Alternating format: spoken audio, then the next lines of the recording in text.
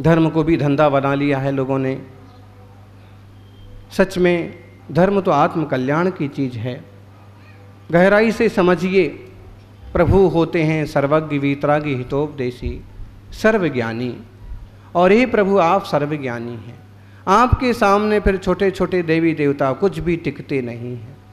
देवता होते हैं, एक नहीं 1000 देवता हैं, लाख हैं, करोड़ हैं, असंख्य हैं, लेकिन वे प्रभु नहीं हैं, परमात्मा नहीं है।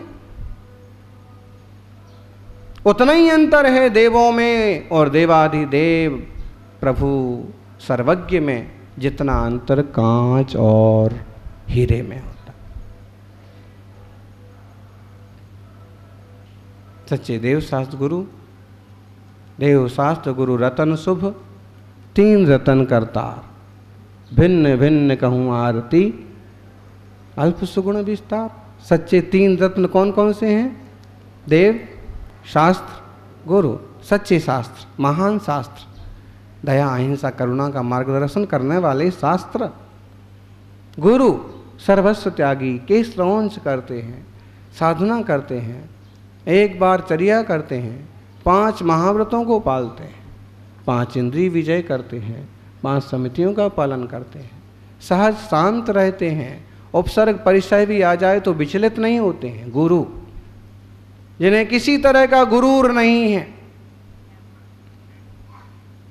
प्रभु तो हैं ही हैं, 18,200 से रहित।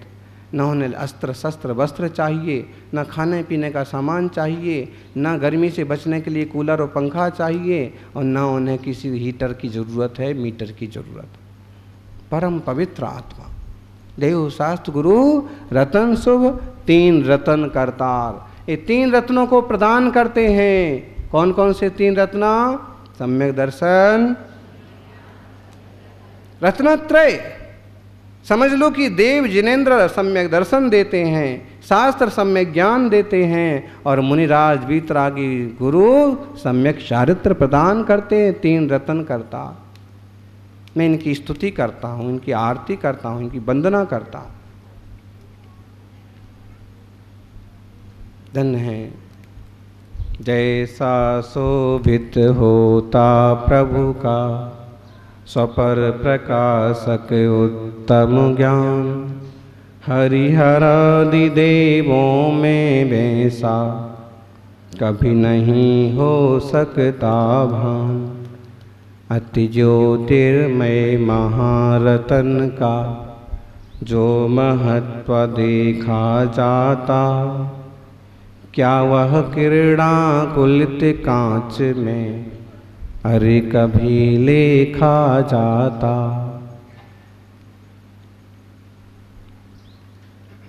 हीरे की चमक हीरे की होती है। ठीक ढंग से तराशा हो, ठीक ढंग से स्वच्छ किया गया हो तो हीरे की चमक अलग से दिखती है। वीतरागी प्रभु की, वीतरागी गुरु की चमक अलग से दिखती है। कांच यूं तो बहुत चमकता है, लेकिन ना वज्र हीरे की तरह मजबूत होता है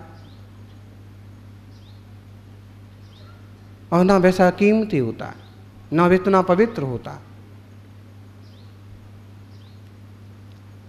प्रभु हीरे हैं, आप भी हीरे हैं, आपका आत्मा भी हीरा है, पवित्र है, निर्मल है, चैतन्य है, ज्ञायक है। रत्नत्रय आत्मा में से ही तो प्रकट होना है, आप में ही तो है। व्यर्थ में आप कीड़े बने फिरते हैं, वास्तव में हैं तो हीरे, लेकिन बने क्या फिरते हैं? कीड़े। देखिए क्या दशा कर रखी लोगों ने, बस वही विषय कसाय गुस्सा आवास। वह रूप नहीं है, आपका रूप है परम शांति, परम वितरागता, परम निर्मलता, सहज स्वरूप की उपलब्धि हो, ऐसी मंगल भावना। जय बोलिए 24 तीर्थंकर भगवान की जिनानम। ओंकारमय हो ओम हो तुम, ओम के आकार हो, सद्ज्ञानमय हो ज्ञान हो तुम, ज्ञान के प्राकार हो। सर्वज्ञ हो प्रभु सर्वदर्शी, त्रय जगत के पार हो। तीर्थेश हे महावीर भगवन, वंदना सतबार हो। तीर्थेश हे महावीर जिनवर, वंदना सतबार हो। आचार्य आदि सिंधु गुरुवर, अंकलिक महानतम। आचार्य श्री महावीर कीर्ति, ज्ञान गुण के खान सम। सूरी तपस्वी त्याग मूर्ति, तपोगुण के धाम है। आचार्य सन्मति गुरु पदों में, बार बार प्रणाम है। आचार्य सन्मति गुरु पदों में, बार बार प्रणाम है। जयकारा। अधिम तीर्थेश्वर आदि विधाता आदिनाथ भगवान की। वर्तमान जिन शास्त्र नायक वर्धमान महावीर भगवान की। आचार्य श्री आदि सागर जी महाराज की। आचार्य श्री महावीर कीर्ति महाराज की। तपस्वी सम्राट गुरुदेव आचार्य श्री सन्मति सागर जी।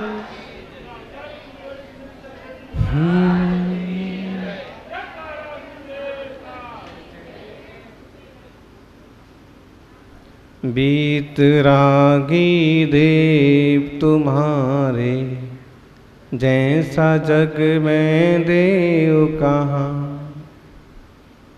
बीत रागी देव तुम्हारे, जैसा जग में देव कहाँ। मार्ग बताया है जो तुमने, कह न सके कोई और यहाँ। भीतरागी देव तुम्हारे, जैसा जग में देव कहाँ। ये तो भले ना सुना होगा, लेकिन ये जरूर सुना होगा। देवा हो देवा गणपति देवा, तुमसे बढ़ के कौन। स्वामी तुमसे बढ़ के कौन। और इतने में संतोष नहीं हुआ, इसके आगे और तुम्हारे भक्त गणों में हमसे बढ़ के। तुम कितने बड़े हो उससे हमें कोई लेना देना नहीं है, हमें तो अपना बड़ापन दिखाना है। धर्म के द्वंद्व का मूल कारण यही है, सांप्रदायिक विद्वेषों का मूल कारण यही है कि भगवान कितने बड़े हैं इसकी फिक्र नहीं है लोगों को। भगवान कितने परिपूर्ण हैं इसकी श्रद्धा नहीं है लोगों को। और तुम्हारे भक्त गणों में हमसे बढ़ के कौन हैं।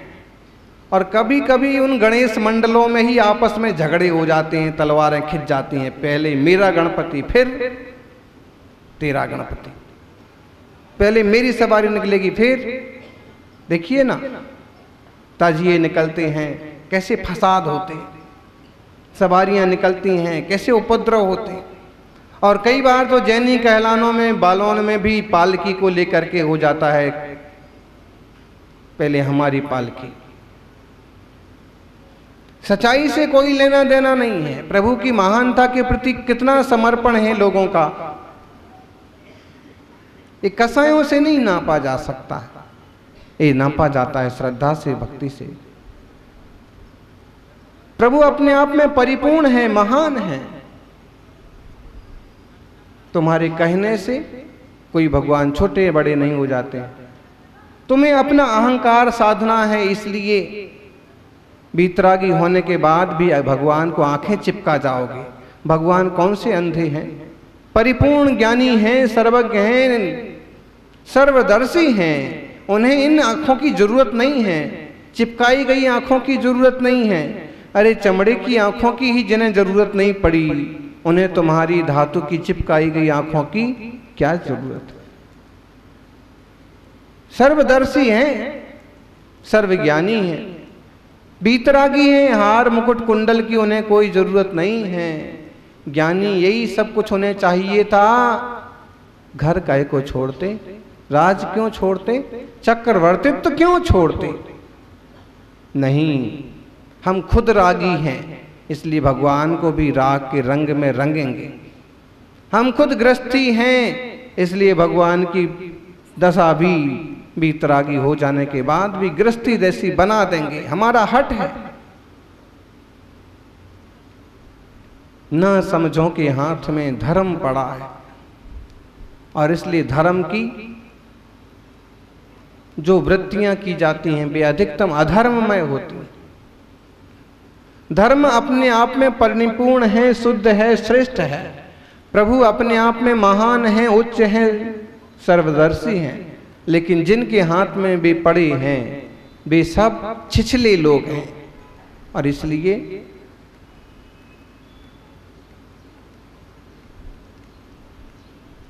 सच्ची बात तो यही है, वीतरागी देव तुम्हारे जैसा जग में देव कहाँ है। सबको कुछ ना कुछ चाहिए है, सबकी कुछ ना कुछ चाहते हैं। किसी को इंद्र पद चाहिए है, किसी को वैकुंठ चाहिए है, किसी को बच्चा चाहिए है, किसी को पत्नी चाहिए है, किसी को फल चाहिए है, किसी को सोने का चढ़ावा चाहिए है, किसी को हीरे मोती की अंगी चाहिए है, किसी को कुछ ना कुछ, सबको सब चाहिए। कुछ भूत व्यंतर टाइप के तो किसी की ऊपर आकर के सवारी में आकर के कहते भी हैं मेरा चबूतरा बनवाओ, नहीं तो होता है कि नहीं। ये रागी द्वेषी हैं, इन्हें तो चाहिए। कुछ ऐसी भी घटना सुनेंगी होगी, अमुक देवी आई कहती है मुझे बकरा चढ़ाओ, ऐसे उपद्रव, मुझे मुर्गा चाहिए। देवताओं को खून मांस बलि नहीं चलती है। अगर कोई ऐसा उपद्रव कर रहा है तो समझ लो कि ये एक तरह का तमाशा है। और सच में कोई तुच्छ देवता ऐसा उपद्रव करता है तो एक झापड़ लगाओ, ठिकाने आ जाता है। सम्यक दृष्टि के सामने भूतों की कुछ नहीं चलती, नमोकार के आगे तुच्छ देवताओं की कुछ भी नहीं चलती। सज्जनों, दुनिया के देवताओं को कुछ ना कुछ चाहिए, वीतरागी प्रभु को कुछ नहीं चाहिए। कम से कम ये तो सबको चाहिए कि तुम मुझे पूजो। सब शास्त्र देख लो, दुनिया भर के सब में उद्घोष है मेरी शरण में आओ, मुझे पूजो, मेरी आज्ञा में चलोगे तो तुम्हारा कल्याण होगा, मेरे धर्म को मानोगे तो तुम्हें हूरें मिलेंगी, स्वर्ग मिलेगा, जन्नत मिलेगी। महावीर स्वामी ने कहीं भी ऐसा नहीं कहा। उन्होंने नहीं कहा कि मेरे को पूजो, मेरी मूर्ति विराजमान करो। ये बात अलग है कि सबसे प्राचीन मूर्ति परंपरा दिगंबर जैनों में है। आदिनाथ हुए किसी जमाने में, भागवत में भी उन्हें 8वां अवतार कह दिया। वैदिकों की एक विशेषता रही, दुनिया में भी जो भी महाप्रभावशाली व्यक्तित्व हुआ उसे उन्होंने अपना अवतार मान लिया, अवतारों में गिना दिया। ऋषभ को भी गिनाया। अच्छी बात है, सामंजस्य साधने का एक बहुत अच्छा उपक्रम है, लेकिन इसका मतलब ये नहीं होता है कि फिर दिगंबर मंदिर, दिगंबर समाज के द्वारा निर्मित मंदिर हो और उसे भी हम उस श्लोक के बहाने और हथियाने की कोशिश करने लग जाए। एक शब्द लिख दिया आपने मंदिर में और मंदिर आपका हो गया, और कल से तो पूरे देश का, जैनों का विश्वास ही उठ जाएगा कि तुम्हारे किसी कार्यक्रम को वो अपना स्थान ही नहीं देंगे। आज तुम्हें पाठ पढ़ने के लिए, तुम्हें वासना करने के लिए उनने एक चौक उपलब्ध कराया, तुमने चौक पर नाम लिखा और उसे कब्जाने की कोशिश करने लगे। ऐसे में तो समाज में, देश में कोई किसी का सहयोग ही नहीं करेगा कि तुमने लिख दिया और तुम्हारा हो गया। ये बात सही है कि जिसका बल होता है, छल बल, बुद्धि बल, धन बल, सत्ता बल, वो व्यक्ति कुछ भी उपद्रव कर लेते हैं, लेकिन सच्चाई के माथे कलंक होता है। आज हमारी स्थिति वैसी हो गई, जैसे एक जंगल के खरगोश की, है ना, कई बार सच्चाई होने के बाद भी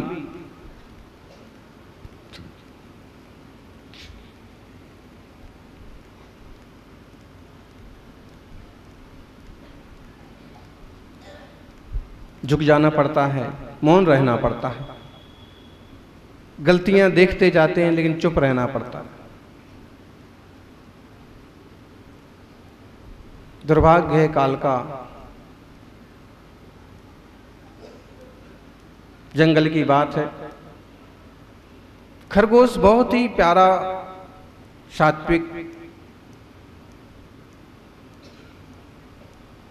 शाकाहारी प्राणी है। खरगोशों में भय भी बहुत जल्दी फैलता है। और एक दिन क्या हुआ कि कुछ ज्यादा ही डरे हुए खरगोश आए अपने मालिक के पास, मुखिया के पास, और कहा हमें बहुत डर डर के रहना पड़ता है, जैसे जंगल में शेर का राज है वैसा आप क्यों नहीं राज कर लेते हो। उसने कहा बात तो सच्ची है, अपने महाराज भी बड़े दयालु हैं, जाके अपन भी उनसे कुछ पट्टा मांग लेते हैं। और खरगोश की मंडली पंचायत शेर के पास गई। शेर ने भी कहा अच्छा अच्छा ठीक है, चलो तुमको अमुक अमुक जंगल का पट्टा दे देते हैं, और कागज पर पट्टा लिख करके दे दिया।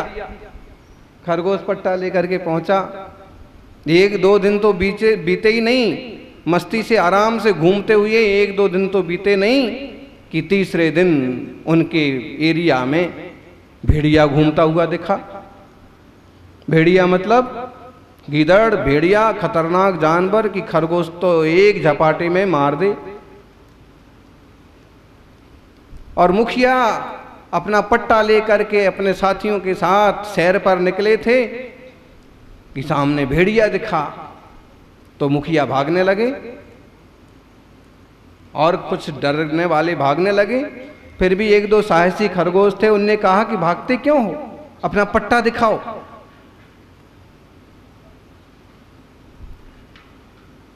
मुखिया खरगोश ने कहा कि भाई इसके सामने पट्टा नहीं चलता।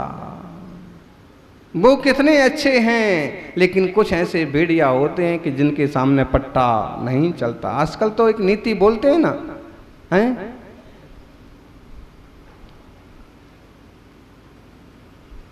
पट्टा झूठा, कब्जा सच्चा। बड़ा विचित्र है।